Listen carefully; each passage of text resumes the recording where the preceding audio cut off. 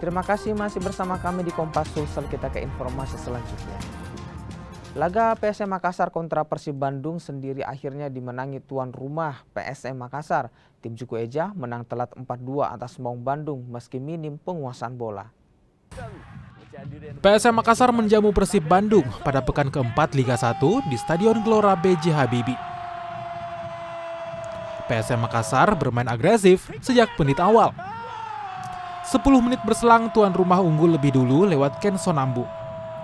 PSM pun memperlebar kemenangan usai Victor Detan dan Everton Nascimento masing-masing menyumbang 1 gol jelang babak pertama usai. Di babak kedua, Persib mencoba bangkit. Maung Bandung sukses mencetak 2 gol ke gawang tim Juku Eja. Namun jelang pertandingan usai, Andi Harjito membawa PSM Makassar unggul 4-2.